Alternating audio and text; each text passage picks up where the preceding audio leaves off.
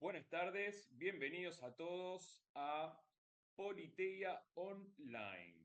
Bueno, hoy tenemos a alguien de derecho, como fue la última vez. No, Quique, ¿cómo estás? Buenas tardes.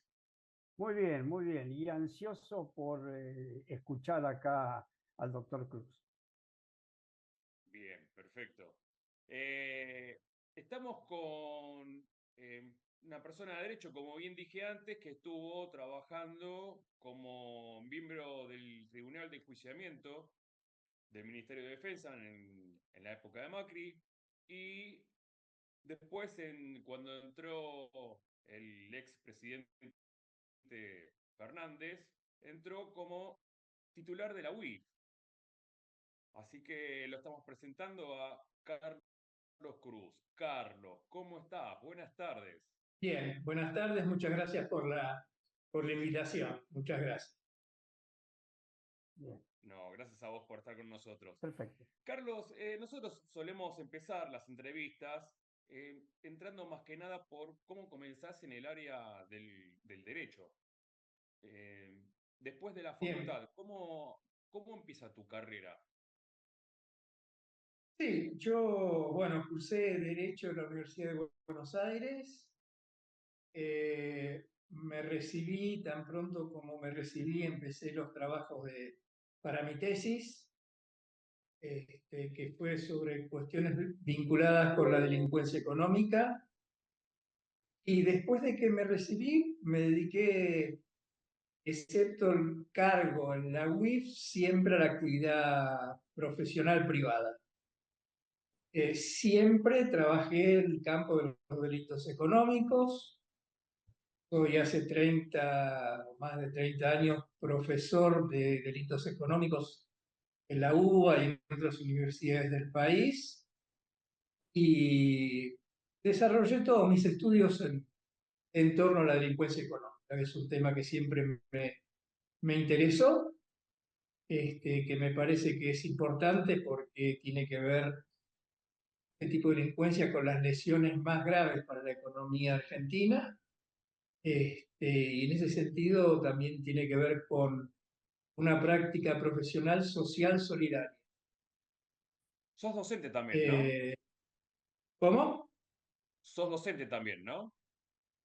Sí, ahora soy, a ver, Enrique lo sabe bien, yo soy, digamos, profesor adjunto consulto de la UBA, soy Sí. director del Seminario de Investigaciones en Delitos Societarios del Instituto Gioja de la UBA, y ejerzo la actividad en forma profesional e independiente. Se puede decir que estás ocupado, ¿no? Si Sí, me eso es siempre, eso ha sido, con Enrique nos conocemos hace muchos años sí, y sí. siempre he sido así. Es más, cuando fueron las audiencias de oposición para la entrada a la UIF, una senadora dijo, bueno, ¿cómo hizo este hombre para hacer tantas cosas? Pero bueno, siempre fui muy activo y muy comprometido con las cosas que hago. Algunas las he hecho mejor, otras no tanto, pero siempre con vocación de hacerlo lo mejor posible y de servicio. Bien. Así es. Mira, yo con respecto a lo que estamos hablando en este momento y eh, correctísima la definición como hombre de derecho, y yo que conozco muy bien tu trayectoria, sé de tus valores, que nunca renunciaste a ellos, eh, y me viene a la memoria Carmen Argibay, con la cual nosotros nos reuníamos hace tiempo atrás, y que gran ministra de la Corte, Gran eh, jueza y gran persona, sí. exactamente, y ella decía, independientemente del pensamiento que yo pueda tener de una persona a la cual debo juzgar, ya sea como funcionario o ya sea como juez, siempre me tengo que atener a derecho. Y esto lo digo en función de, que quiero que lo expliques un poco, creo que podés, eh, en el caso de que ustedes eran querellantes, es decir, la UIF era querellante en un caso en el cual estaba involucrada Cristina Fernández de Kirchner, y que fue sobreseída y que no se apeló. Los medios rápidamente salieron a decir que no había apelado la UIF. Y vos tomaste la decisión de dejar de lado a los abogados, es decir, sacar a los abogados que no habían cumplido con su deber, y te adheriste a la apelación de la Fiscalía, razón por la cual se actuó procesalmente como correspondía. No lo dijeron tan claro como dijeron que la UIF no había apelado. Pero Sí, a quería ver, decir eso porque para mí es muy importante, ¿viste?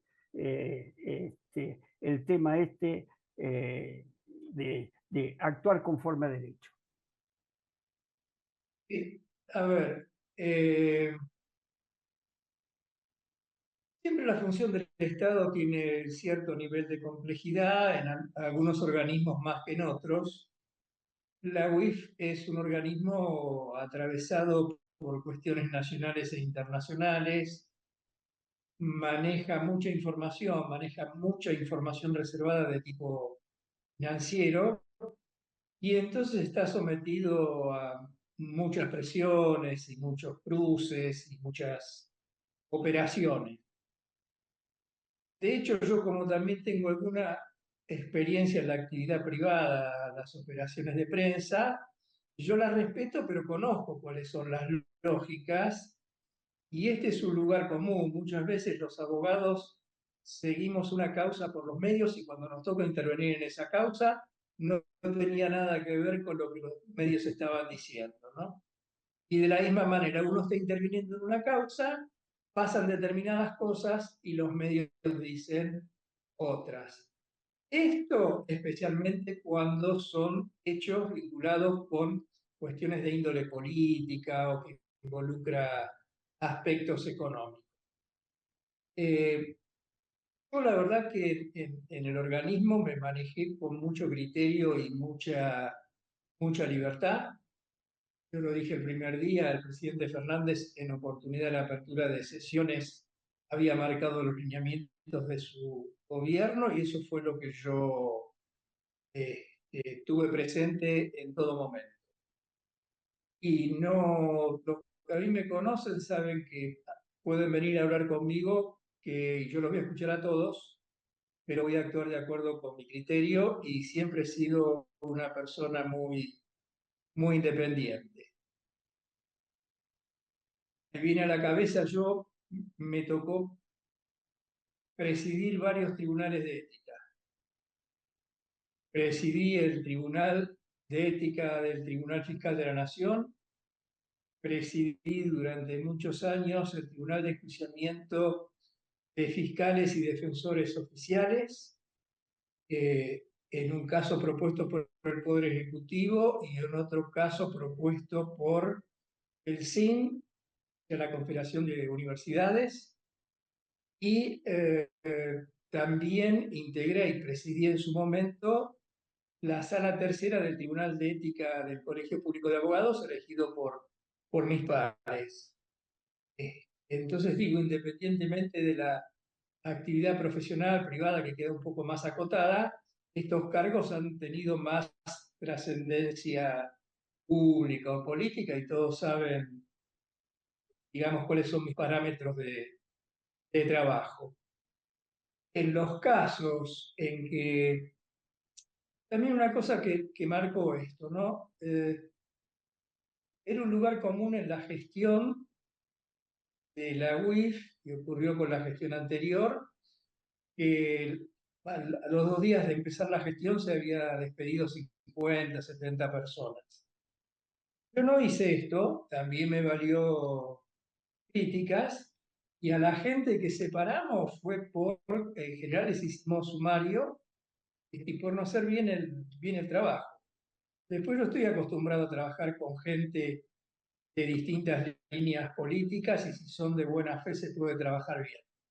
He integrado muchos órganos colegiados, fui también miembro del Consejo Superior de la Universidad y 12 años miembro del Consejo Directivo de la Facultad de Derecho y me ha tocado siempre trabajar con gente de distintas acciones políticas, de distintas ideas. Y la verdad que he trabajado bien. Este, por ejemplo, yo era presidente de la Sala Tercera del Tribunal de Ética del Colegio Público y la vicepresidenta era la doctora Talarico, que era la vicepresidenta de la UIF en la gestión anterior a la mía. Y yo siempre con ella tuve una, antes y después y al día de hoy, entiendo, una buena relación y de respeto. Ahí, obviamente, cuando se tocan intereses, como decía, las operaciones de prensa aparecen. Quizás la más complicada que tuve fue en el caso de Techín, donde había 3 abogados encargados de hacer la apelación, con los cuales yo había hablado días antes para ver cómo avanzaba el tema, y que no hicieron la presentación de la apelación.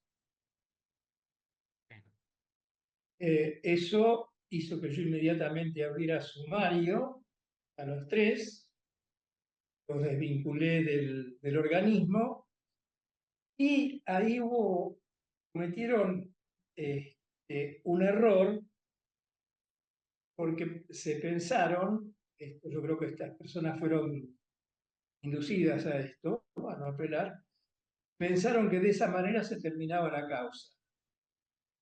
Pero no tuvieron presente que hay un precepto específico del tema procesal penal que habilita lo que vos referías, la apelación por adhesión. Y otra parte apela, yo me puedo adherir a esa apelación y dar mis argumentos, que fue lo que finalmente hice. Así que, y la maniobra que se había hecho era para no avanzar en la imputación, en este caso a los directivos de Techín, no tuvo esa suerte porque yo de todos modos la pude llevar adelante. Y Igual en fue una general me he sobreseído. manejado de la misma manera. Todas las causas que me ha tocado intervenir, creo que lo hemos hecho siempre conforme a derecho y respetuosamente, y no creo haber tenido nunca situaciones de abuso de poder. Y en un organismo además donde hubo que hacer cultura en algunos aspectos, hubo que aclarar algunas cosas. Sí. Por ejemplo, es un lugar común, cuando se habla de delitos económicos, hablar del tema de la corrupción. Y digamos, es como la nave insignia de los delitos económicos, el control y la sanción de la punición de este tipo de acción. Yo tengo escrito, antes y después de estar en la UIF, que las conductas de corrupción política merecen ser investigadas, sancionadas por el delito, por la afectación al cuerpo social y por la afectación, en su caso, a las personas que confiaron en ese funcionario, con ese funcionario que eligió a ese funcionario, que merecen repudio y ser sancionadas. Y en las causas de corrupción que me tocó intervenir, en línea con lo que vengo diciendo, siempre avanzamos. Inclusive, algunas causas que involucraban a personas del partido vinculado con la gestión de gobierno. Y en eso también me manejé con libertad de criterio.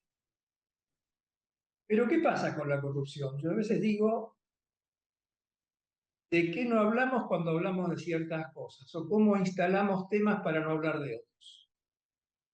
Entonces, se habla de la corrupción, respecto a la cual ya di mi opinión. Debe ser investigada y sancionada. Pero no es el delito económico más grave. Hay delitos económicos mucho más graves que la corrupción. Pero se habla de la corrupción, en mi convicción, para no hablar de esos otros delitos. Entonces no se habla de contrabando, no se habla de elusión fiscal, no se habla de evasión, no se habla de trata de personas, no se habla de tráfico de armas, no se habla de drogadicción. Si uno hace un cálculo hipotético de todos los perjuicios patrimoniales que pueden haber generado los hechos de corrupción de los últimos 10 años, y pudiéramos hacer esa cuenta, que se puede hacer, y hacemos la cuenta de todos los perjuicios económicos que generó el contrabando, la evasión tributaria, la elusión fiscal, la relación va a ser prácticamente 10-1. Pero ponemos el acento en los casos de corrupción, se investigan los casos de corrupción, se hacen públicos los casos de corrupción, que no siempre terminan condenados, falta de fundamentos, pero no se habla del otro. Y además, en los tribunales, las causas que tienen que ver con delitos económicos propiamente dichos, evasión fiscal, administración fraudulenta, contrabando, tienen una secuencia irregular. Gran parte de esas causas terminan prescritas. ¿Por qué pensás que Y se ahí, da de esa bueno, forma? ¿cómo? ¿Por qué pensás que se da de esa forma? Que esperan a la prescripción de la causa. Mira, este es un tema en la academia muy estudiado. Hay libros que son muy señeros en esto. Hay un libro que es un clásico, son alemán, Tiedemann, Poder Económico y Delito, donde trata estas cuestiones. Y él en un momento dice que cuando hay dificultades para sancionar una norma de control de comportamientos, de maniobras ilícitas, estas dificultades para sancionar esas normas hay que ver la influencia política sobre los legisladores. La influencia política de origen económico. Y esto es un tema que no se nos escapa, a ninguno de nosotros nos escapa cómo funciona. De la misma manera que muchas veces hablamos de las irregularidades o de las acciones o de las causas que están en el fuero federal, pero no hablamos de otros fueros donde hay situaciones tanto más complejas y vidriosas en el fuero federal. La justicia comercial, el, la justicia en lo contencioso administrativo federal, la justicia en lo penal económico. Que ahí tramitan las causas económicamente más lesivas y de las que nadie habla. Hablamos de corrupción en federal. No hablamos de contrabando y de evasión del fuero penal económico.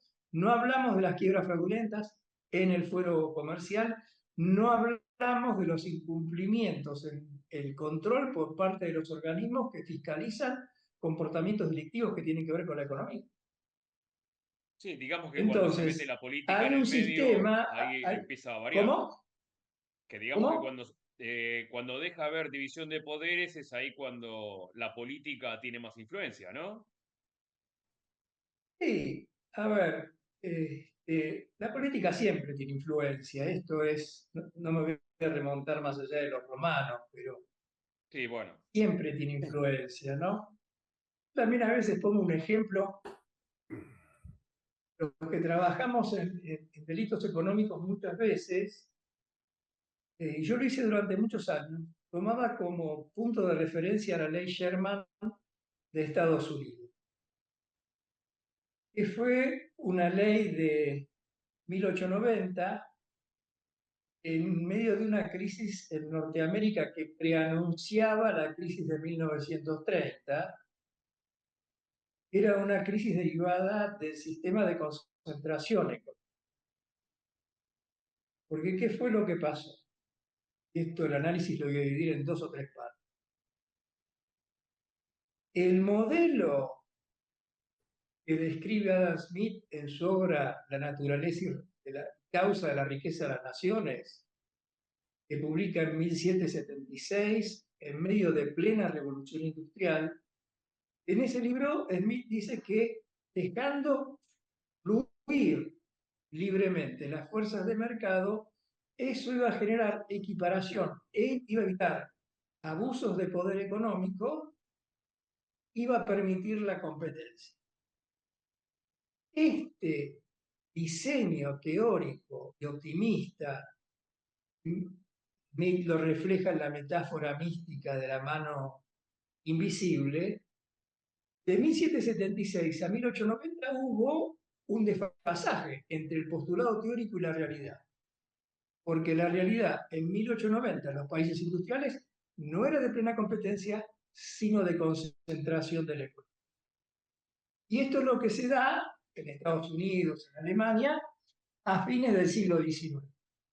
Ante este problema, la respuesta del gobierno norteamericano fue dictar una ley sobre monopolios. La ley sobre monopolios, la Sherman Act, que el día de hoy está vigente y que dio lugar, entre otros juicios resonantes, últimamente al de Microsoft, ¿no? O algunas empresas que las obligan a subdividirse. Pero esta ley, a poco de mirarla, en principio es un escenario, y uno puede decir, una plataforma importante para el control de la delincuencia económica. Cuando uno avanza un poco, permite observar dos cosas. Por un lado, en Estados Unidos ya había un sistema de control de los monopolios aplicando el common law. No era necesaria la ley Sherman. Esta normativa del common law lo que habilitaba era que cualquier juez de cualquier estado podía iniciar una causa por monopolios. O sea, estaba diversificada y ampliada la posibilidad de quienes podían hacer investigaciones en monopolios. La Sherman Act establece un mecanismo centralizado de carácter federal. Entonces ya no hay multiplicidad de jueces, multiplicidad de voces para investigar. No, un organismo centralizado, optimista, lo refleja la metáfora mística de la mano invisible. De 1776 a 1890 hubo un desfasaje entre el postulado teórico y la realidad. Porque la realidad en 1890 en los países industriales no era de plena competencia, sino de concentración del economía. Y esto es lo que se da en Estados Unidos, en Alemania, a fines del siglo XIX. Ante este problema, la respuesta del gobierno norteamericano fue dictar una ley sobre monopolios. La ley sobre monopolios, la Sherman Act, que el día de hoy está vigente y que dio lugar, entre otros juicios resonantes, últimamente al de Microsoft, ¿no? O algunas empresas que las obligan a subdividirse. Pero esta ley, a poco de mirarla, en principio es un escenario, y uno puede decir, una plataforma importante para el control de la delincuencia económica. Cuando uno avanza un poco, permite observar dos cosas. Por un lado, en Estados Unidos ya había un sistema de control de los monopolios aplicando el common law. No era necesaria la ley Sherman. Esta normativa del common law lo que habilitaba era que cualquier juez de cualquier estado podía iniciar una causa por monopolios. O sea, estaba diversificada y ampliada la posibilidad de quienes podían hacer investigaciones en monopolios. La Sherman Act establece un mecanismo centralizado de carácter federal. Entonces ya no hay multiplicidad de jueces, multiplicidad de voces para investigar. No, un organismo centralizado con alta pregnancia política. Pero lo que aparecía como una ley, en primer lugar, operativa para combatir los monopolios, en su forma de llevar a la práctica no fue así. Y además, una cosa que a mí siempre me llamó la atención, era una ley para combatir los grandes monopolios, especialmente del campo petrolero, pero en realidad las primeras aplicaciones de la ley fue sobre los sindicatos. ¿No? O sea, no se aplicaba la ley a las concentraciones económicas o a las maniobras monopólicas de las empresas, sino que se aplicaba a los sindicatos porque lo que se decía es, como se juntan para combinar el salario que van a percibir, eso es un acto donde están abusando de su poder laboral y entonces es una conducta monopólica. Qué lejos estamos nosotros de eso, ¿no? ¿Cómo? Qué lejos estamos de eso nosotros. Más o menos. Bueno, Bueno, Quique, Sí, hacemos la última pregunta a Carlos. sí, sí, sí. Mira, a mí me quedó en el tintero este tema que vos lo venías siguiendo, es el de Vicentín. ¿Cómo estamos parados en este momento con ese tema? Bueno, en Vicentín hay dos expedientes. Está un expediente penal que está en trámite, que nosotros desde la UIF impulsamos y nos presentamos como querellantes, está en trámite, y después está la causa del concurso que inició Vicentín. En estos momentos hubo la semana pasada, el jueves pasado, una reunión en el tribunal con los síndicos, con los administradores que cesaron en su función y los acreedores. Eh, el punto en que está ahora es que se van a hacer cargo de Vicentín y van a pagar las deudas Viterra y Bungibor. O sea, Viterra y Bungibor se van a quedar ellas básicamente con Vicentín. Esto es lo que está en función del jueves a resultas también de una apelación que va a tramitar en corte. Y esto sale bien y quedan finalmente estas empresas como a cargo de Vicentín. Estas empresas van a pasar a ser las más importantes a nivel internacional en el mercado de granos. O sea, va a haber una gran concentración económica y la idea inicial que hubo respecto a la expropiación de Vicentín o iniciar un proceso de reordenamiento de Vicentín no va a ser. Vamos a ver qué pasa con las causas penales.